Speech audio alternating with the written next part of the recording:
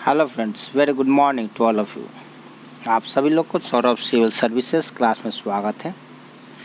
आज की इस क्लास में आप सभी लोग को पॉलिटी से 50 क्वेश्चंस कवर किए जाएंगे। तो चलिए आज का सेशन शुरू करते हैं। आज के सेशन का पहला क्वेश्चन आपके स्क्रीन पे यह रहा है, भारत के कितने राष्ट्रपति निर्विरोध चुने गए। आज का जो पहला क्वेश्चन है कि भारत के कितने राष्ट्रपति निर्विरोध चुने गए। आपका ऑप्शन है 1, 2, 4, 3। यानी आपके पास जो ऑप्शन आपके स्क्रीन पर दिख रहे हैं और आप सुन भी पा रहे हैं। आप चाहे तो आप इसका नोट्स बनाएं, पहले इसको सुनिए अच्छी तरह से पूरे क्वेश्चन को, उसके बाद आप इसका नोट्स बनाइए, ठीक है। भारत के कितने राष्ट्रपति निर्विरोध चुने गए। निर्विरोध का मतलब क्या होता है? निर्विरोध का मतलब जिसका कोई विरोध नहीं कर रहा हो, यानी हमारे देश के ऐसे राष्ट्रपति बने जिनके विरोध में कोई उस समय खड़े नहीं हुए राष्ट्रपति के लिए, ठीक है। तो जो पहला ऑप्शन है 1, दूसरा ऑप्शन है 2, तीसरा ऑप्शन है 4 और चौथा ऑप्शन है 3। यानी हमारे देश में कुल ऐसे 2 राष्ट्रपति बने जिनके विपक्ष में कोई खड़े नहीं हुए, 2, ठीक है। यानी हमारे 2 ऐसे राष्ट्रपति बने जिनके विरोध में कोई भी खड़े नहीं हुए, ठीक है। अब 2 कौन लोग हैं उनको देखते हैं। एन संजीव रेड्डी निर्विरोध चुने गए और राजेंद्र प्रसाद जो 1950 से 1952 तक निर्विरोध चुने गए थे। यानी हमारे देश के पहले राष्ट्रपति डॉक्टर राजेंद्र प्रसाद जो निर्विरोध चुने गए और उनके बाद में एन संजीव रेड्डी जो निर्विरोध चुने गए। तो यहाँ से आपको क्लियर हो गया कि भारत के कितने राष्ट्रपति निर्विरोध चुने गए। तो इसका जो सही जवाब है 2, ठीक है।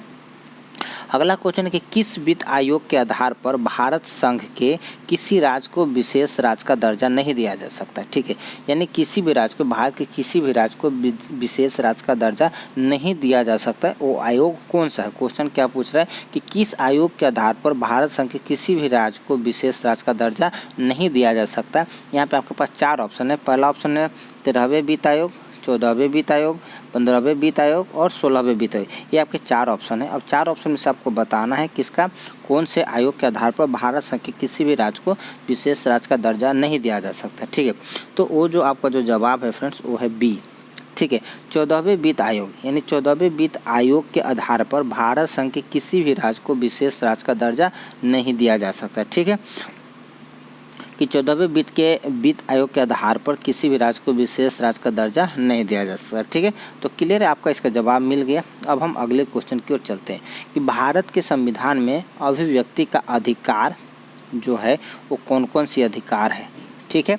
भारत के संविधान में अभिव्यक्ति का अधिकार जो पहला तृतीय खंड में प्रतिस्थापित है। यानी हमारे भारत के जो संविधान में अभिव्यक्ति का अधिकार है वो तृतीय खंड में प्रतिस्थापित है या नहीं, वो आपको मालूम करना है, ठीक है। अभी हम ऑप्शन जो पहला ऑप्शन है कि तृतीय खंड में प्रतिस्थापित है, जो पहला ऑप्शन बोला। दूसरा है कि निश्चित है, यानी अभिव्यक्ति का अधिकार निश्चित है। तीसरा ऑप्शन कर रहा है कि विधायिका द्वारा कम नहीं किया जा सकता है, ठीक है।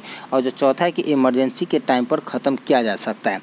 ये 4 ऑप्शन दिया गया, यानी क्या क्या ख़त्म किया जा सकता। तो अभिव्यक्ति का अधिकार जो चौथा ऑप्शन बोला है कि इमरजेंसी के टाइम पर ख़त्म किया जा सकता है, ठीक है। तो फ्रेंड्स इसका जो सही जवाब है वो है आपका सी, ठीक है। इसका जो सही जवाब है वो है सी कि विधायिका द्वारा कम नहीं किया जा सकता। यानी भारत के संविधान में अभिव्यक्ति का जो अधिकार है वो तृतीय खंड में प्रतिस्थापित है। बिल्कुल सही बात है, ठीक है। भारत के संविधान में अभिव्यक्ति का अधिकार जो है वो निश्चित है, बिल्कुल सही है, लेकिन विधायिका द्वारा कम नहीं किया जा सकता। ये जो ऑप्शन वो गलत है, ठीक है। और जो अगला जो लास्ट ऑप्शन है कि इमरजेंसी के टाइम पर ख़त्म नहीं किया जा सकता, तो भारत के संविधान का अभिव्यक्ति का अधिकार भी इमरजेंसी के टाइम पे ख़त्म नहीं किया सकता, ठीक है। तो इस क्वेश्चन का जो सही जवाब है फ्रेंड्स वो आपको पता चल गया कि वो है सी, ठीक है, कि विधायिका द्वारा कम नहीं किया जा सकता, ठीक है। अब हम लोग अगले क्वेश्चन की ओर चलते हैं और अगला क्वेश्चन है कि सरकारिया आयोग निम्नलिखित में से किससे संबंधित है। सरकारिया आयोग निम्नलिखित में से किससे संबंधित है। पहला ऑप्शन है केंद्र और राज्य संबंध, दूसरा है चुनाव सुधार, तीसरा है भारत में प्रेस की स्वतंत्रता तथा चौथा है बैंक और वित्तीय क्षेत्र। ये आपके 4 ऑप्शन है। 4 ऑप्शन में से एक का जवाब लिखना है कि इसका सही जवाब क्या है। तो फ्रेंड इसका जो सही जवाब है वो है आपका question number A, option number A, केंद्र और राज्य संबंध। यानी सरकारी आयोग निम्नलिखित में से किससे संबंधित है, तो केंद्र और राज्य से संबंध है, ठीक है। चुनाव सुधार से नहीं है, भारत में प्रेस की स्वतंत्रता से नहीं है और बैंक और वित्तीय क्षेत्र से नहीं है। तो कौन सा है, केंद्र और राज्य संबंध है, ठीक है। तो आपका इसका जवाब मिला कि सरकारी आयोग निम्नलिखित में से किससे संबंधित है, तो केंद्र और राज्य से संबंधित है। ठीक है, अगला ऑप्शन चलते हैं। चलिए इसका जो विश्लेषण है कुछ देखते हैं कि भारत सरकार में सरकारी आयोग का गठन जून 1983 ईस्वी में केंद्र और राज्य सरकार के बीच संबंध और शक्ति के संतुलन की क्षमता की जांच के लिए किया। ठीक है, नहीं सरकारी आयोग का गठन क्यों हुआ उसका भी आपको पता कि राज्य सरकार और केंद्र सरकार के बीच संबंध और शक्ति के संतुलन की क्षमता को जांच के लिए किया गया। ठीक है, और कब किया गया, तो 1983 ईस्वी में किया गया। इसके अध्यक्ष सुप्रीम कोर्ट के रिटायर्ड जज जस्टिस राजेंद्र सिंह सरकारिया थे। ठीक है, यानी इनके अध्यक्ष कौन थे, सरकारी आयोग का जो गठन है उसका अध्यक्ष कौन थे, तो जो सुप्रीम कोर्ट के रिटायर्ड जज जस्टिस राजेंद्र सिंह सरकारिया थे, जबकि अन्य सदस्य श्री वी शिवरामन और डॉक्टर एस.आर. सेन थे। ठीक है, यहाँ से भी कुछ आपको देखने को समझने को ही पता चल रहा है कि क्या पता चल रहा है, मैं आपको बता रहा हूँ कि शक्ति के संतुलन की क्षमता की जांच के लिए सरकारी आयोग का गठन किया केंद्र और राज्य के बीच में। कब किया गया, तो 1983 ईस्वी में किया गया। इसके अध्यक्ष कौन थे, तो इसके अध्यक्ष थे राजेंद्र सिंह सरकारिया। ठीक है, जो कि रिटायर्ड जज थे सुप्रीम कोर्ट के। अगला क्वेश्चन है कि राज्यसभा के बारे में कौन सा कथन गलत है। पहला राज्यसभा एक अस्थायी निकाय है। दूसरा ऑप्शन इसे 3 अप्रैल 1952 को विधिवत बनाया गया था। तीसरा, राज्यसभा के 12 सदस्य राष्ट्रपति द्वारा मनोनीत किए जाते हैं और राज्यसभा के 1/3 सदस्य प्रति वर्ष रिटायर होते हैं। ठीक है, अब इसमें से जो हमारा जो जवाब हम देखते हैं कि इसका सही जवाब क्या है, तो राज्यसभा एक अस्थायी निकाय है, बिल्कुल सही है। इसे 3 अप्रैल 1952 को विधिवत बनाया गया था, बिल्कुल सही है। राज्यसभा के 12 सदस्य राष्ट्रपति द्वारा मनोनीत किया जाता है, बिल्कुल सही है। और राज्यसभा के 1/3 सदस्य प्रतिवर्ष रिटायर होते हैं, बिल्कुल गलत है। ठीक है, जबकि वो 2 वर्ष में होते हैं, प्रति 2 वर्ष में होते हैं। ठीक है, प्रति 2 वर्ष में 1/3 जो, तो इसका जो सही है कि कौन सा कथन गलत है, तो इसका जो है डी नंबर। ठीक है, यानी इसका जो सही जवाब है वो है डी, कि राज्यसभा के 1/3 सदस्य प्रतिवर्ष रिटायर होते हैं, एक गलत है। राज्यसभा के 1/3 सदस्य हर 2 वर्ष में रिटायर होते हैं। राज्यसभा के एक अस्थायी और उच्च सदन है। ठीक है, अब अगला क्वेश्चन है कि भारतीय संविधान में 10वीं अनुसूची किसके द्वारा शामिल हुई। भारतीय संविधान में 10वीं अनुसूची किसके द्वारा शामिल हुई। पहला ऑप्शन है 49वें संविधान संशोधन, दूसरा ऑप्शन है 52वें संविधान संशोधन, तीसरा है 43वें संविधान संशोधन तथा चौथा है 47वें संविधान संशोधन। क्वेश्चन है कि भारतीय संविधान में 10वीं अनुसूची किसके द्वारा शामिल हुई। ऑप्शन है 49वें संविधान संशोधन, दूसरा ऑप्शन है 52वें संविधान संशोधन, तीसरा है 43वें संविधान संशोधन और चौथा है 47वें संविधान संशोधन। ठीक है, तो भारतीय संविधान के 52वें संशोधन द्वारा 10वीं अनुसूची जोड़ी गई। इसे गैर दल बदल अधिनियम भी कहते हैं, यानी 52वें संविधान संशोधन को दल बदल अधिनियम भी कहते हैं। यह 1985 में राजीव गांधी की सरकार के समय पारित हुआ। इसमें दल बदल नेताओं की सांसद विधायक सदस्यता रद्द होने की प्रावधान है। ठीक है, तो इसका जो सही जवाब है उसका सही जवाब है आपका बी। ठीक है, इसका जो सही जवाब है वो है बी, कि भारतीय संविधान में 10वीं अनुसूची किसके द्वारा शामिल हुई, तो 52वें संविधान संशोधन के द्वारा 10वीं अनुसूची को शामिल किया गया। ठीक है, अब हम अगले क्वेश्चन को चलते हैं और अगला क्वेश्चन है कि भारत के राष्ट्रपति की संवैधानिक स्थिति सबसे ज़्यादा किसके समान है। जो पहला ऑप्शन है ब्रिटिश राजा, दूसरा है अमेरिका के राष्ट्रपति, तीसरा है रूसी राष्ट्रपति और चौथा है ब्रिटिश प्रधानमंत्री। तो दोस्तों इसका जो सही जवाब है वो है आपका ऑप्शन नंबर ए, ब्रिटिश राजा। यानी भारत के राष्ट्रपति की संवैधानिक स्थिति जो है सबसे ज़्यादा किसके समान है, तो ब्रिटिश के राजा के समान है। ठीक है, अब हम अगले क्वेश्चन की ओर चलते हैं। अगला क्वेश्चन क्या कर रहा है कि यदि किसी व्यक्ति को पुलिस द्वारा गिरफ्तार किया जाता है, यानी किसी व्यक्ति को पुलिस के द्वारा गिरफ्तार कर लिया जाता है, तो उसे कितने समय में सबसे नज़दीकी मजिस्ट्रेट के सामने पेश करना होगा। क्वेश्चन क्या बोल रहा है उसको समझिए। यदि किसी व्यक्ति को पुलिस द्वारा गिरफ्तार किया जाता है तो उसे कितने समय में सबसे नज़दीकी मजिस्ट्रेट के सामने पेश किया जाता है। तो पहला ऑप्शन है 12 घंटा, दूसरा ऑप्शन है 18 घंटा, तीसरा ऑप्शन है 24 घंटा और जो चौथा ऑप्शन है 36 घंटा। ठीक है, इसका सही जवाब देखते हैं कि भारतीय संविधान के अनुच्छेद 22 के अनुसार, ठीक है, यानी भारतीय संविधान के अनुच्छेद 22 किसके अनुसार, 22 के अनुसार, ठीक है, यानी 22 के अनुसार किसी भी व्यक्ति को बिना कारण बताए गिरफ्तार नहीं किया जा सकता, ठीक है। जो पहला क्या बोल रहा है फ्रेंड्स कि किसी भी व्यक्ति को, यानी भारत के किसी भी व्यक्ति को बिना कारण बताए गिरफ्तार नहीं किया जा सकता है, जो कि अनुच्छेद 22 कह रहा है। दूसरा कह रहा है कि गिरफ्तार किए हुए व्यक्ति को 24 घंटे के अंदर नज़दीकी मजिस्ट्रेट के सामने पेश करना होगा। कितने घंटे के अंदर, 24 घंटे के अंदर। जो इसका जवाब आपको मिल गया कि 24 घंटे के अंदर नज़दीकी मजिस्ट्रेट के सामने पेश करना होगा। इसके साथ साथ आपको और जानकारी मिला कि भारतीय संविधान के अनुच्छेद 22 के अनुसार किसी व्यक्ति को बिना कारण बताए गिरफ्तार नहीं किया जा सकता, ठीक है। लेकिन इस क्वेश्चन का जो सही जवाब है वो 24 घंटे के अंदर, ठीक है। तीसरा जो क्या कर रहा है कि प्रत्येक गिरफ्तार व्यक्ति को अपनी सुरक्षा के लिए वकील या कानूनी सलाहकार लेने का अधिकार है, ठीक है। तो फ्रेंड इस क्वेश्चन का जो सही जवाब होगा वो है सी, 24 घंटे, ठीक है। फिर से क्वेश्चन को बता रहा हूँ कि यदि किसी व्यक्ति को पुलिस द्वारा गिरफ्तार किया जाता है तो उसे कितने समय में सबसे नज़दीकी मजिस्ट्रेट के सामने पेश करना होगा, तो 24 घंटे में, जो कि हमारा अनुच्छेद 22 कहता है, अनुच्छेद 22 के अनुसार, ठीक है। अनुच्छेद 22 यह भी कह रहा है कि किसी भी व्यक्ति को बिना कारण बताए आप गिरफ्तार नहीं कर सकते हैं, ठीक है। ये अनुच्छेद 22 कर रहा है। उसी अनुच्छेद 22 में कह रहा है कि यदि किसी भी व्यक्ति को पुलिस द्वारा गिरफ्तार किया जाता है तो उसे कितने समय में सबसे नज़दीकी मजिस्ट्रेट के सामने पेश करना होगा, तो है 24 घंटे। कितने, 24 घंटे के अंदर पेश करना ही पड़ेगा, ठीक है। अगले क्वेश्चन को चलते हैं और अगला क्वेश्चन है कि असम, नागालैंड, गोवा और मिजोरम की स्थापना का सही कालक्रम क्या है। असम, नागालैंड, गोवा और मिजोरम की स्थापना का सही कालक्रम क्या है। यानी क्वेश्चन कर रहा है कि सबसे पहले कौन स्थापना हुआ, सबसे पहले किसका स्थापना हुआ, असम का हुआ या नागालैंड का हुआ या गोवा का हुआ या मिजोरम का। इसको एक सही क्रम में, यानी सबसे पहले, उसके बाद में, उसके बाद में, उसके बाद में। तो पहला ऑप्शन है कि असम, नागालैंड, गोवा, मिजोरम। दूसरा है असम, नागालैंड, मिजोरम, गोवा। तीसरा है असम, गोवा, मिजोरम, नागालैंड। और जो चौथा है असम, गोवा, नागालैंड, मिजोरम, ठीक है।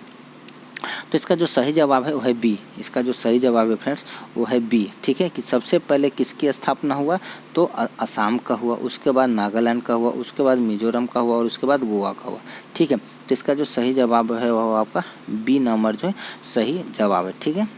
अब हम अगले को फिर से आपको बता देता हूँ कि असम, नागालैंड, मिजोरम, गोवा, जो आपको क्वेश्चन पूछा कि असम, नागालैंड, गोवा और मिजोरम की स्थापना का सही कालक्रम क्या है, तो है पहला, सबसे पहले जो स्थापना हुआ वो है असम का हुआ, उसके बाद नागालैंड का हुआ, उसके बाद मिजोरम का हुआ, उसके बाद गोवा का हुआ, ठीक है। अगले क्वेश्चन की ओर चलते हैं और अगला क्वेश्चन है कि निम्नलिखित में क्या राज्य के मुख्य सचिव का कार्य है। निम्नलिखित में क्या राज्य के मुख्य सचिव का कार्य, यानी 4 कार्य दिए गए, इसमें से राज्य के मुख्य सचिव का कार्य कौन कौन सा है, तो बताना है। कार्य नहीं है, जो क्वेश्चन करे कि मुख्य सचिव का कार्य नहीं है, राज्य के मुख्य सचिव का कार्य नहीं है, तो पहला है कि पूरे सचिवालय पर नियंत्रण रखना। दूसरा है कि मुख्यमंत्री को प्रशासन के सभी मुद्दों पर सलाह देना। तीसरा है कि राज्य सरकार के प्रवक्ता के रूप में कार्य करना। तथा जो चौथा है कि राज्य के मामलों की रिपोर्ट केंद्रीय मंत्री को भेजना। तो इसका जो सही जवाब है वो है आपका डी। फ्रेंड इसका जो सही जवाब है मैं आपको बता रहा हूँ,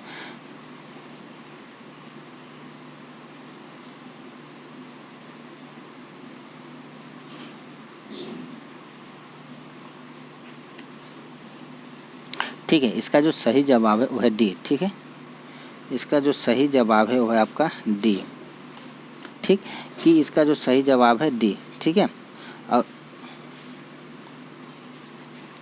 राज्य के मामलों की रिपोर्ट केंद्रीय मंत्री को भेजना जो है वो गलत है, जबकि हमारे निम्नलिखित में क्या राज्य के मुख्य सचिव का कार्य है, तो राज्य के मुख्य सचिव का जो कार्य है कि पूरे सचिवालय पर नियंत्रण रखना, इसका मुख्य सचिव का कार्य है। दूसरा जो कार्य है कि मुख्यमंत्री को प्रशासन के सभी मुद्दों पर सलाह देना, किसको, मुख्यमंत्री को प्रशासन के सभी मुद्दों पर सलाह देना। तथा तीसरा जो ऑप्शन है कि राज्य सरकार के प्रवक्ता के रूप में कार्य करना। ये तीनों के तीनों जो ड्यूटी है वो मुख्य सचिव का, राज्य के मुख्य सचिव का है। लेकिन जो चौथा है कि राज्य के मामलों को रिपोर्ट केंद्रीय मंत्री को देना, ये आपका गलत जवाब है, ठीक है। तो जो इसका जो जवाब मिला वो है आपको डी। अगले क्वेश्चन को चलते हैं। अगला क्वेश्चन कि भारत के संविधान में संवैधानिक उपचारों का अधिकार है।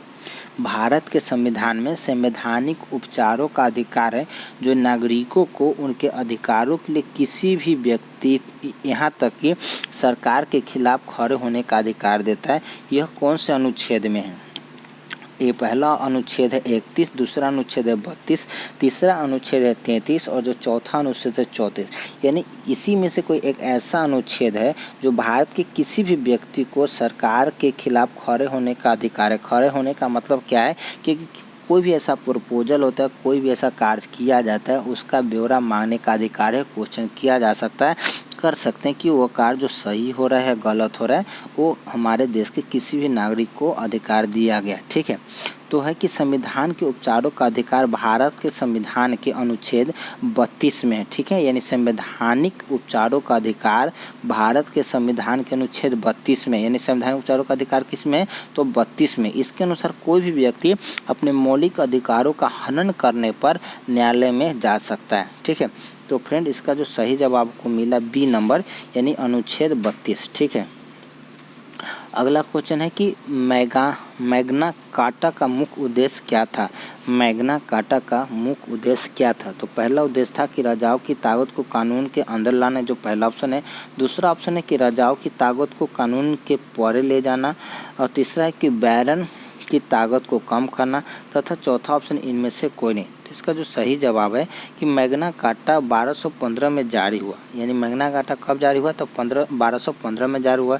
यह ऐसा पहला पत्र था जिसने कानून की ताकत को राजा से अधिक बताया। ठीक है, राजा से अधिक बताया। तो फ्रेंड्स इसका जो सही जवाब है वो है आपका ए, यानी राजाओं की ताकत को कानून के अंदर लाना। ठीक है, कानून के अंदर लाना। ठीक है, अगला क्वेश्चन है कि राष्ट्रीय एकता परिषद की स्थापना कब की गई? राष्ट्रीय एकता परिषद की स्थापना कब की गई? जो पहला ऑप्शन है 1955, दूसरा ऑप्शन 1958, तीसरा ऑप्शन 1961 तथा जो चौथा ऑप्शन है 1964। ठीक है, तो राष्ट्रीय एकता परिषद की स्थापना 1961 ईस्वी में देश के पहले प्रधानमंत्री पंडित जवाहरलाल नेहरू ने की। इसका अध्यक्ष भारत का प्रधानमंत्री होता है।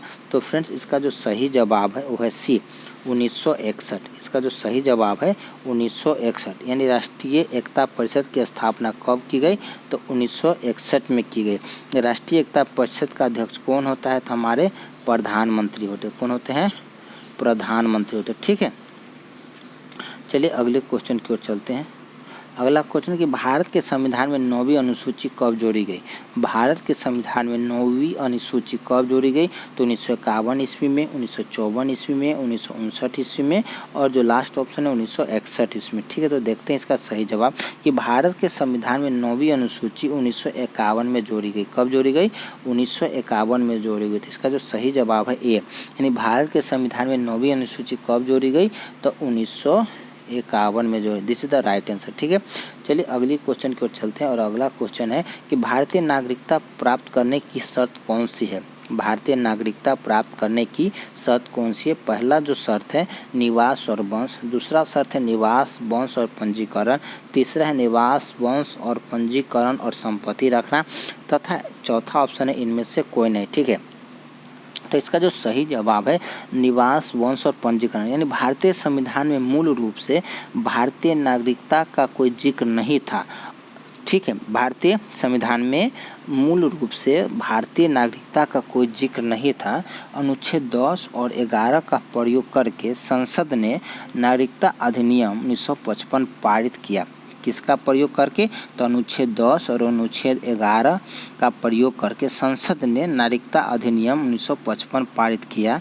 यह अधिनियम 4 तरीकों का उल्लेख करता है जिसमें एक व्यक्ति भारतीय नागरिक हो सकता है जन्म से, वंश द्वारा, पंजीकरण और प्राकृतिकरण द्वारा। तो जन्म और वंश द्वारा नागरिकता को प्राकृतिक नागरिक कहा जाता है। तो फ्रेंड्स इसका जो आपका सही जवाब है वो है बी, यानी निवास, वंश और पंजीकरण। यानी भारतीय नागरिकता प्राप्त करने की जो शर्त कौन सी है? तो निवास यानी रेसिडेंशियल, वंश और पंजीकरण। ठीक है, तो इसका भी जवाब आपको मिल गया। और अगले क्वेश्चन पर चलते हैं। अगला क्वेश्चन है कि भारतीय लोकपाल ओम्बड्समैन का पर्यायवाची है जो किन देशों में है? भारतीय लोकपाल ओम्बड्समैन का पर्यायवाची है जो किन देशों में है? जो पहला देश है वो है स्कैंडिनेवियाई देश, दूसरा है नॉर्डिक देश, तीसरा है बेनेलक्स देश और जो चौथा है G20 देश। तो फ्रेंड्स इसका जो सही जवाब है वो है आपका ए, स्कैंडिनेवियाई देश। ठीक है, यानी भारतीय लोकपाल ओम्बड्समैन का पर्यायवाची है जो किन देशों में है? तो ऑप्शन नंबर ए, स्कैंडिनेवियाई देश। ठीक है, अगला क्वेश्चन की ओर चलते हैं कि डॉक्टर राजेंद्र प्रसाद संविधान सभा की किस समिति के सदस्य नहीं थे? यानी एक ऐसा ऑप्शन होगा इसमें से जिसमें से डॉक्टर राजेंद्र प्रसाद उस समिति के सदस्य नहीं थे, बाकी 3 ऐसे हैं जो समिति के सदस्य थे। तो देखते हैं, पहला ऑप्शन है कि प्रक्रिया के नियमों पर समिति, दूसरा राष्ट्रीय ध्वज पर कार्यवाहक समिति, तीसरा है संचालन समिति और जो चौथा है कि ऑर्डर ऑफ बिजनेस समिति। ठीक है, तो इसका जो फ्रेंड्स जो सही जवाब है, जिसका जो सही जवाब है वो है आपका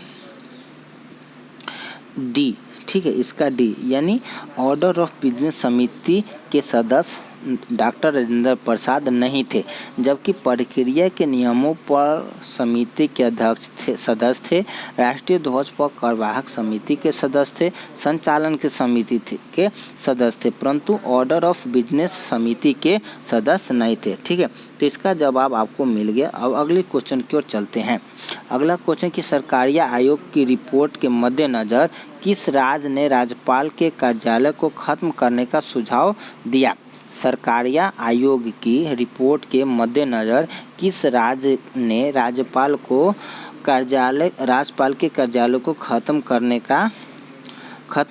का सुझाव दिया? तो फ्रेंड्स इसका जो सही जवाब है,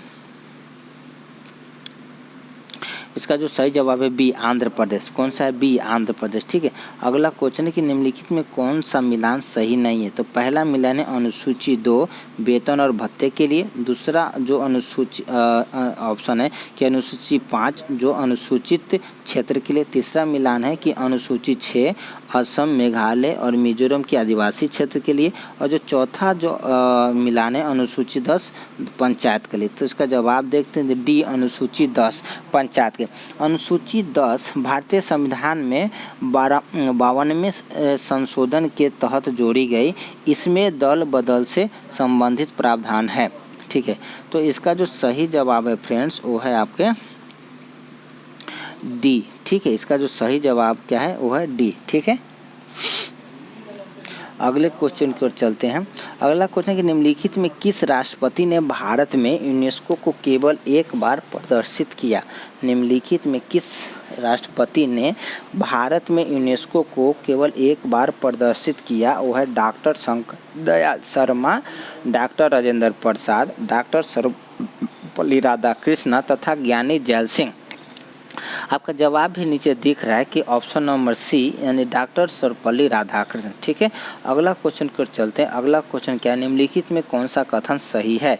तो पहला है कि जम्मू कश्मीर की राजकीय भाषा उर्दू है, दूसरा है प्रधानमंत्री केंद्र सरकार का कार्यात्मक प्रमुख होता है, तीसरा एडवोकेट जनरल भारतीय संविधान द्वारा प्रदान किया गया कानूनी सलाहकार है।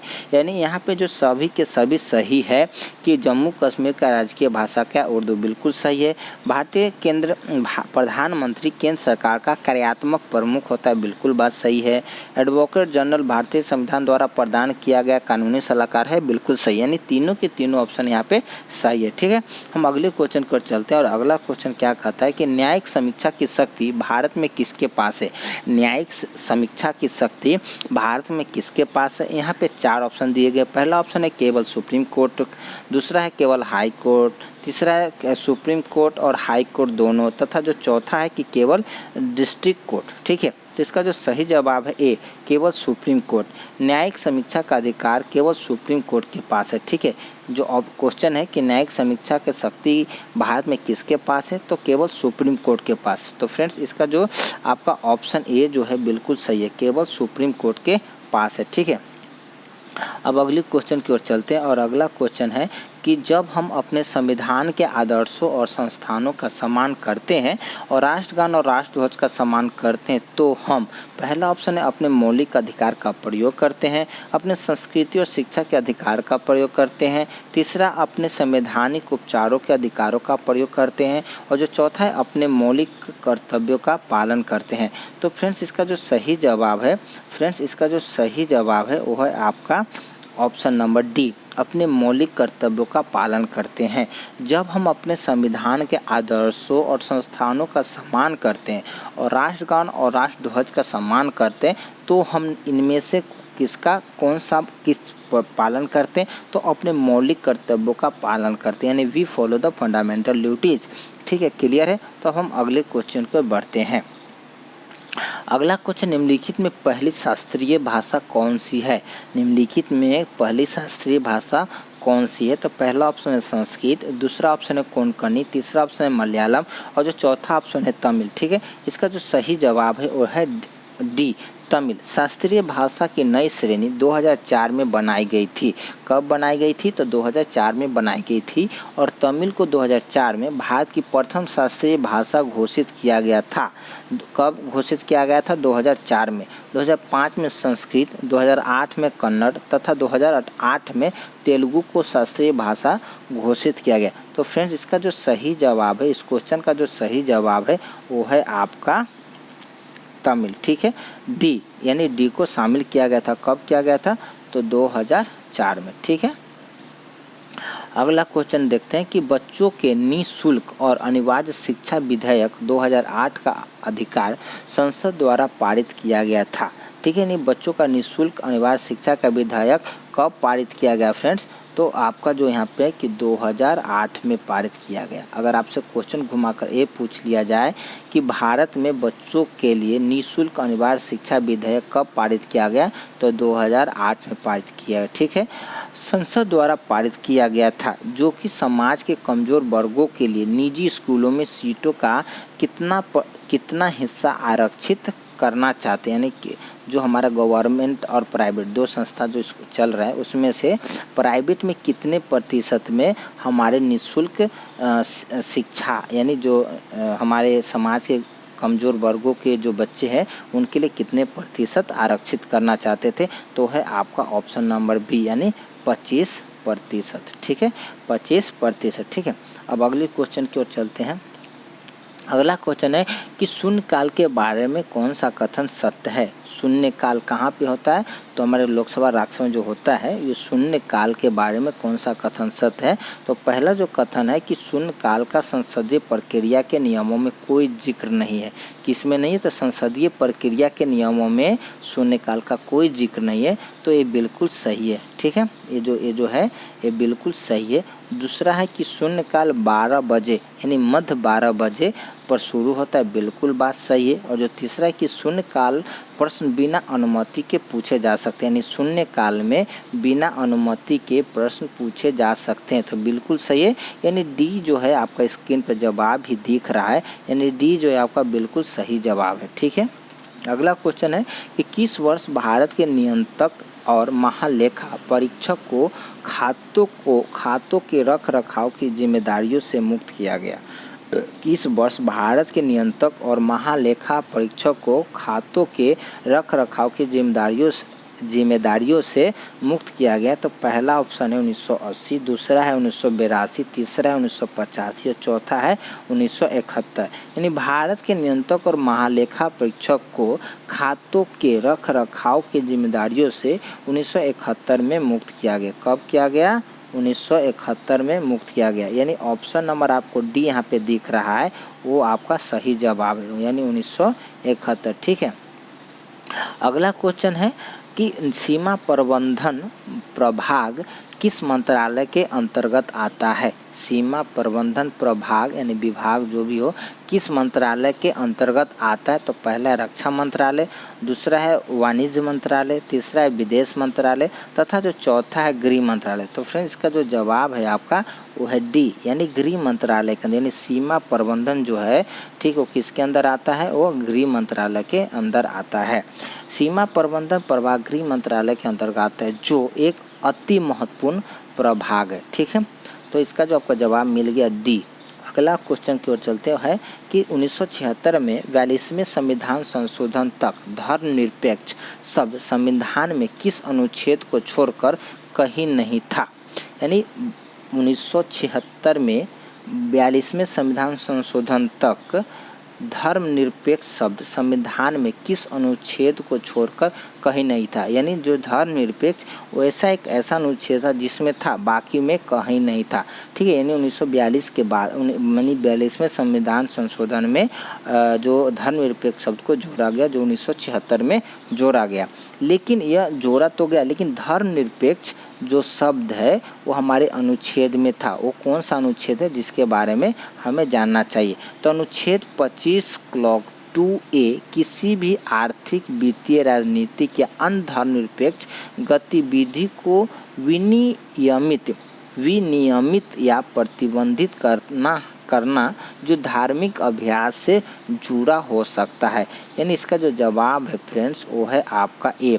इसका जो जवाब है ए, यानी अनुच्छेद 25 को छोड़कर कहीं नहीं था। यानी धर्मनिरपेक्ष शब्द 1976 42वें संविधान संशोधन तक धर्मनिरपेक्ष शब्द संविधान के किस अनुच्छेद को छोड़कर कहीं नहीं था? तो है था 25। यानी 1976 से पहले भी धर्मनिरपेक्ष शब्द का उल्लेख था, किसके अंदर था? तो अनुच्छेद 25 के अंदर था। ठीक है, अगला क्वेश्चन की ओर चलते हैं और अगला क्वेश्चन है कि शून्यकाल के बारे में कौन सा कथन सत्य है? जो यह क्वेश्चन पहले भी आया था, फिर भी बोल देते हैं कि शून्यकाल का संसदीय प्रक्रिया के नियमों में कोई जिक्र नहीं है। बिल्कुल सही है। शून्यकाल 12 बजे यानी मध्य पर शुरू होता है। बिल्कुल सही है। शून्यकाल में प्रश्न बिना अनुमति के पूछे जा सकते हैं, तो ये भी बात सही है। अगला क्वेश्चन देखते हैं, निम्नलिखित में से कौन सा लोक लेखा समिति का सही कार्य है? निम्नलिखित में से कौन सा लोक लेखा समिति का सही कार्य है?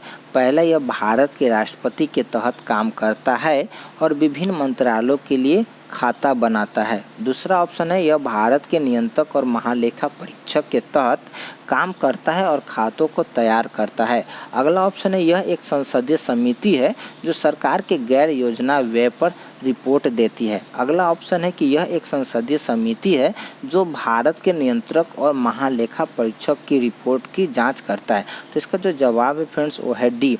इसका जो जवाब है वो है आपका डी, यानी यह एक संसदीय समिति है जो भारत के नियंत्रक और महालेखा परीक्षक की रिपोर्ट जांच करती है। यानी जो इसका सही कार्य है, यानी लोक लेखा समिति का जो सही कार्य है वह यह है, वह एक संसदीय समिति है जो भारत के नियंत्रक और महालेखा परीक्षक की रिपोर्ट की जांच करता है। ठीक है, अब हम लोग अगली क्वेश्चन की ओर चलते हैं और जो अगला क्वेश्चन है कि 11वें अनुसूची में कितने विषय हैं जो 73वें संशोधन विधेयक 1992 ने पंचायतों की शक्तियों, अधिकार और जिम्मेदारियों को स्थापित किया था? पहला ऑप्शन है 21, दूसरा ऑप्शन है 25, तीसरा ऑप्शन है 27 तथा चौथा ऑप्शन है 29। जो आपका स्क्रीन पे जवाब भी इसका दिख रहा है कि डी जो इसका सही जवाब है 29। ठीक है, डी जो है इसका सही जवाब है वो है आपका 29। ठीक है, अब हम लोग अगले क्वेश्चन की ओर चलते हैं। अगला क्वेश्चन है कि निम्नलिखित संवैधानिक संशोधन अधिनियमों में से कौन सा संविधान के भाग 3 में अनुच्छेद 21(1) को सम्मिलित करता है, जिसने 6 से 14 वर्ष की आयु के सभी बच्चों के लिए निःशुल्क और अनिवार्य शिक्षा को एक मौलिक अधिकार बनाया? वो कौन सा संविधान संशोधन है? पहला ऑप्शन है 73वें संविधान संशोधन, दूसरा ऑप्शन है 74वें संविधान संशोधन, तीसरा है 86वें संविधान संशोधन और जो चौथा है कि 88वें संविधान संशोधन। तो फ्रेंड इसका जो सही जवाब है आपका सी, 86वें संविधान संशोधन के तहत 6 से 14 वर्ष की आयु के सभी बच्चों के लिए निःशुल्क और अनिवार्य शिक्षा को एक मौलिक अधिकार बनाया गया। ठीक है, तो अब अगले क्वेश्चन की ओर हमें बढ़ना चाहिए और अगला क्वेश्चन है कि सिक्किम को उत्तर पूर्व परिषद में कब शामिल किया गया। सिक्किम को उत्तर पूर्व परिषद में कब शामिल किया गया। तो पहला ऑप्शन 1995, दूसरा है 1970, तीसरा है 2002 तथा जो चौथा है 2011। इसका जो सही जवाब है फ्रेंड्स वो है 2002। सिक्किम को 2002 में उत्तर पूर्व परिषद में शामिल किया गया फ्रेंड्स। तो 2002 जो आपको यहाँ पे देख रहा है ऑप्शन नंबर सी यानी 2002 में, ठीक है। अगला क्वेश्चन है कि सीमा प्रबंधन प्रभाग किस मंत्रालय के अंतर्गत आता है। तो यहाँ पे नो डाउट एक क्वेश्चन आपको आया था पहले भी कि डी यानी गृह मंत्रालय के अंतर्गत आता है, ठीक है। अब अगले क्वेश्चन की ओर चलते हैं कि भारत में निम्नलिखित में से कौन सा आलोचकों द्वारा गौरवशाली नगर पालिकाओं के रूप में जाना जाता है। पहला नगर निगम, दूसरा है राज्य, तीसरा है केंद्र शासित प्रदेश तथा चौथा है नगर पंचायत। तो फ्रेंड्स इसका जो सही जवाब है बी राज्य, यानी भारत में निम्नलिखित में से कौन सा आलोचकों द्वारा गौरवशाली नगर पालिकाओं के रूप में जाना जाता है। तो उत्तर है राज्य। अगला क्वेश्चन है निम्नलिखित में भारत के किस मुख्य चुनाव आयुक्त ने नेपाल और सूडान के चुनाव आयुक्त के रूप में भी कार्य किया है। निम्नलिखित में भारत के किस मुख्य चुनाव आयुक्त ने नेपाल और सूडान के चुनाव आयुक्त के रूप में भी कार्य किया। तो पहला ऑप्शन है सुकुमार सेन, दूसरा ऑप्शन है के सुंदरम, तीसरा है SP सेन वर्मा तथा चौथा है डॉक्टर नागेंद्र सिंह। तो सुकुमार सेन भारत के मुख्य चुनाव आयुक्त थे जिन्होंने नेपाल और सूडान के चुनाव आयुक्त के रूप में कार्य किया। यानी फ्रेंड इसका जो सही जवाब आपके स्क्रीन पे दिख रहे हैं वो है आपका option number A Sukumar Sen. यह ऐसे चुनाव आयुक्त थे जो नेपाल और सूडान के चुनाव आयुक्त के रूप में भी काम किए हैं, ठीक है। अब अगला क्वेश्चन है कि निम्नलिखित में कौन सा मिलान सही नहीं है। तो जो पहला जो मिलान कर रहा है कि तीसरी अनुसूची शपथ का उल्लेख करता है, यह मिलान सही है नहीं कि देखते हैं। तो दूसरा कहता है कि छठी अनुसूची भारत अनुसूची क्षेत्र के लिए, तीसरा कहता है कि सातवीं अनुसूची जो समवर्ती सूची के लिए, और जो चौथा है कि चौथी अनुसूची राज्यसभा में राज्यों की प्रतिनिधित्व की है। तो छठी अनुसूची में असम, मेघालय, त्रिपुरा, मिजोरम राज्यों के जनजाति क्षेत्रों के प्रशासन के बारे में प्रावधान है, जबकि जो यहाँ पे कह रहा है कि छठी अनुसूची भारत के भारी अनुसूची क्षेत्र के लिए, तो ये जो है आपका गलत है, ठीक है। जो इसका जो यहाँ पे जो क्वेश्चन ऑप्शन नंबर बी है वो गलत है। बाकी सही कि तीसरी अनुसूची शपथ का उल्लेख करता है, बिल्कुल सही है। सातवीं अनुसूची समवर्ती सूची बिल्कुल सही है। चौथी अनुसूची राज्यसभा में राज्यों की प्रतिनिधित्व का है, तो बिल्कुल सही है। और जो गलत है वो छठी अनुसूची भारत के अनुसूची क्षेत्र के लिए, ये आपका गलत है, ठीक है। तो इसका भी मिल गया। अब अगले क्वेश्चन देखें, क्रिप्स मिशन का स्वागत निम्नलिखित में किसने किया। कांग्रेस ने किया, हिंदू महासभा ने किया, मुस्लिम लीग में किया, या इनमें से कोई नहीं किया। तो जो इसका जो सही जवाब है कि इनमें से किसी ने नहीं किया, यानी क्रिप्स मिशन का स्वागत इनमें से किसी ने भी नहीं किया। कांग्रेस ने भी नहीं किया, हिंदू महासभा ने भी नहीं किया, मुस्लिम लीग ने भी नहीं किया और किसी ने नहीं किया, ठीक है। अगला क्वेश्चन है कि निम्नलिखित पर ध्यान दीजिए। क्या ध्यान दीजिए, देखिए, करों की शुद्ध आय के शेयर आवंटित करना, दूसरा सहायता में अनुदान को नियंत्रित करने वाले सिद्धांतों को नीचे रखना, तीसरा है कि केंद्र सरकार और राज्य सरकारों के बीच वित्तीय संबंधों को देखना। उपरोक्त सभी कार्य किसके द्वारा किए जाते हैं। तो पहला है कि आर्थिक कार्य संबंधी मंत्रिमंडल समिति के द्वारा, दूसरा राष्ट्रीय विकास आयोग के द्वारा और तीसरा है वित्त आयोग के द्वारा। यानी तीनों के तीनों किसके द्वारा किया जाता है। तो ये सभी वित्त आयोग के कार्य है। वित्त आयोग हर वर्ष 5 वर्ष में नियुक्त किया जाता है। इसकी स्थापना 22 नवंबर 1951 को हुई। तो ये जो तीनों कार्य है वो किसका कार्य है फ्रेंड। तो वह है आपका ऑप्शन नंबर बी, यानी राष्ट्रीय विकास आयोग का कार्य है कि करों को शुद्ध आय का शेयर आवंटित करना, यह राष्ट्रीय विकास आयोग का कार्य है। दूसरा कार्य है कि सहायता में अनुदान को नियंत्रित करने वाले सिद्धांतों को नीचे रखना, वो भी जो है कार्य राष्ट्रीय विकास आयोग का कार्य है। और जो तीसरा कि केंद्र सरकार और राज्य सरकार के बीच वित्तीय संबंधों को देखना, ठीक है। तो इसका जो सही जवाब है वो राष्ट्रीय विकास आयोग का कार्य है, ठीक है। अगला क्वेश्चन है कि 1956 में बलवंत राय मेहता आयोग का क्या उद्देश्य था। 1956 में बलवंत राय मेहता आयोग का क्या उद्देश्य था। तो पहला उद्देश्य था कि लोकतांत्रिक विकेंद्रीकरण उपायों का सुझाव देना, जो पहला ऑप्शन है। दूसरा ऑप्शन है ग्राम पंचायतों के कामकाज की रिपोर्टिंग करना। तीसरा ऑप्शन है सामुदायिक विकास परियोजनाओं के कार्यान्वयन में बेहतर दक्षता और उपायों का सुझाव देना। जो चौथा है कि नई पंचायत मशीनरी की स्थापना की व्यवहार्यता की जाँच करना। तो सामुदायिक विकास परियोजना के कार्यान्वयन में बेहतर दक्षता के उपायों का सुझाव देना बलवंत राय मेहता आयोग का उद्देश्य था। यानी आपको यहाँ पे ऑप्शन नंबर सी दिख रहा है, इसका सही जवाब है कि सामुदायिक विकास परियोजना के कार्यान्वयन में बेहतर दक्षता और उपायों का सुझाव देना, जो 1956 में बलवंत राय मेहता आयोग का उद्देश्य था। ठीक है, अब अगले क्वेश्चन की ओर चलते हैं और अगला क्वेश्चन है कि मतदाताओं का पंजीकरण निम्नलिखित में से किसकी जिम्मेदारी है। मतदाताओं का पंजीकरण निम्नलिखित में से किसकी जिम्मेदारी है। तो पहला वोटर की व्यक्तिगत रूप से, दूसरा है सरकार, तीसरा है चुनाव आयोग तथा चौथा है निगम। यानी इसका फिर जो सही जवाब है वो है आपका सी। ये सभी का सभी जो रिस्पॉन्सिबिलिटी है वो चुनाव आयोग का रिस्पॉन्सिबिलिटी है, जिम्मेवारी है कि मतदाताओं का पंजीकरण निम्नलिखित में से किसकी जिम्मेदारी है। तो चुनाव आयोग की जिम्मेदारी। ठीक है, अगला क्वेश्चन है भारत के संविधान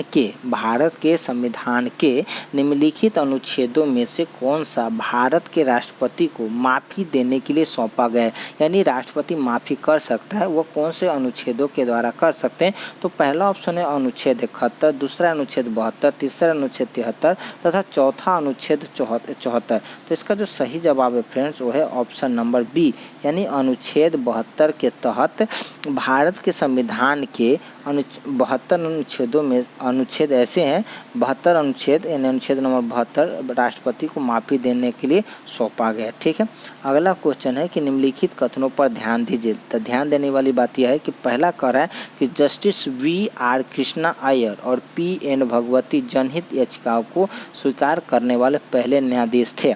दूसरा जो कथन है कि हुसैनारा खातून बनाम बिहार राज्य जिसकी पहली जनहित याचिका थी, इनमें से कौन सा या कौन से कथन सही है। केवल एक, केवल दो, तीसरा है कि एक और दो दोनों, और तीसरा इनमें से कोई नहीं। तो है कि यमूर्ति बी और कृष्णा अय्यर और पी.एन. भगवती PIL को स्वीकार करने वाले पहले न्यायाधीश थे। SP गुप्ता बनाम भारतीय संघ 1981 के मामले में न्यायमूर्ति P.N. भगवती ने PIL की अवधारणा को व्यक्त किया। हुसैनारा खातून बनाम बिहार राज्य ऐसा पहला PIL मामला था। इस मामले को एक वकील द्वारा दायर किया गया था और जेलों की अमानवीय स्थितियों पर ध्यान केंद्रित किया गया था। इस मामले में सुनवाई कैदियों के तहत 40,000 से अधिक रिहाई हुई। तो फ्रेंड इसका जो सही जवाब है वो है आपका बी, केवल दो, यानी हुसैनारा खातून बनाम बिहार राज्य देश की पहली जनहित याचिका थी। ठीक है, अगला क्वेश्चन है कि भारत में हज कमेटी के बारे में निम्नलिखित कथनों पर ध्यान दीजिए। तो पहला कथन है कि सदन के 3 मुस्लिम सदस्यों को भारत की हज समिति के सदस्य के रूप में नामांकित किया गया है। दूसरा है कि एक मंत्री भारत की हज समिति का अध्यक्ष नहीं हो सकता है। तीसरा है कि केंद्र सरकार को भारत की हज समिति के अध्यक्ष नियुक्त करने का अधिकार है। इनमें से कौन सा या कौन से कथन सही है। तो पहला ऑप्शन है केवल 1 और 2, दूसरा है केवल 1, 2 और 3, तीसरा ऑप्शन है तीनों 1, 2, 3 और चौथा इनमें से कोई नहीं। तो इसका जो है ये तीनों कथन सही है। तीनों के तीनों जो कथन है वो हज कमेटी के बारे में बिल्कुल सही है। तो पहला जो कथन है कि संसद के 3 मुस्लिम सदस्यों को भारत की हज समिति के सदस्य के रूप में नामांकित किया गया है। दूसरा है कि एक मंत्री भारत की हज समिति का अध्यक्ष नहीं हो सकता है, और दूसरा है कि केंद्र सरकार को भारत की हज समिति के अध्यक्ष नियुक्त करने का अधिकार है। ठीक है, अगले क्वेश्चन की ओर चलते हैं और अगला है कि सेर्बुस एलाफस हंगूल किस प्रदेश का राजकीय पशु है। तो पहला है जम्मू कश्मीर, दूसरा है उत्तराखंड, तीसरा है हिमाचल प्रदेश और चौथा है अरुणाचल प्रदेश। तो सेर्बुस एलाफस हंगूल या कश्मीरी बारहसिंगा जम्मू कश्मीर का राजकीय पशु है। तो जो आपका जो यहाँ पे ऑप्शन नंबर ए दिख रहा है वो आपका सही जवाब है, सही है। ठीक है, अगला देखते हैं कि विवाद समाधान पैनल किस अधिनियम के तहत स्थापित किया गया। विवाद समाधान पैनल किस अधिनियम के तहत स्थापित किया गया? पहला मध्यस्थता और समझौता अधिनियम 1996, दूसरा ऑप्शन है आयकर अधिनियम 1961, तीसरा ऑप्शन है औद्योगिक विवाद अधिनियम 1947 तथा चौथा ऑप्शन है ट्रेड यूनियन एक्ट 1926। तो विवाद समाधान पैनल आयकर अधिनियम 1961 के तहत स्थापित किया गया। फ्रेंड्स, इसका जो सही जवाब है आपका बी, आयकर अधिनियम 1961। यानी विवाद समाधान पैनल किस अधिनियम के तहत स्थापित किया गया? तो आयकर अधिनियम 1961 के तहत किया गया। ठीक है, अब अगले क्वेश्चन के चलते, प्रधानमंत्री का 15 सूत्रीय कार्यक्रम निम्नलिखित में से किसके लिए है? गरीब, बेरोजगार, अनुसूचित जनजाति तथा अल्पसंख्यक। तो जो इसका जो सही जवाब है डी, अल्पसंख्यक। यानी प्रधानमंत्री का 15 सूत्रीय कार्यक्रम अल्पसंख्यकों के लिए। और आज का जो लास्ट क्वेश्चन है आपके स्क्रीन पे कि भारत का संविधान भारत के सुप्रीम कोर्ट को केंद्र और राज्यों के बीच विवादों का निर्णय किस क्षेत्र के तहत लेने का अधिकार देता है? क्वेश्चन कि भारत का संविधान भारत के सुप्रीम कोर्ट को केंद्र राज्यों के बीच विवादों का निर्णय किस क्षेत्र के तहत लेने का अधिकार है? तो पहला अपीलीय न्यायाधिकार, दूसरा है वास्तविक न्यायाधिकार, तीसरा सलाहकार न्यायाधिकार और चौथा रिट न्यायाधिकार। तो इसका जो सही जवाब देखते हैं कि भारत का संविधान भारत के सुप्रीम कोर्ट को केंद्र और राज्य के बीच विवादों का निर्णय वास्तविक न्यायाधिकार के तहत लेने का अधिकार है। तो जो वास्तविक है जो आपको दिख रहा है वो है ऑप्शन नंबर बी।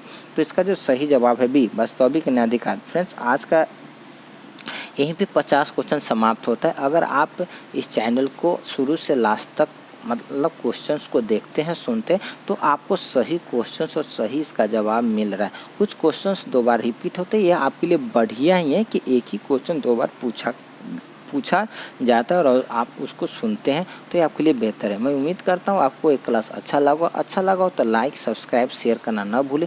चलिए फिर हम अगले सेशन में मिलेंगे, तब तक के लिए बाय, जय हिंद।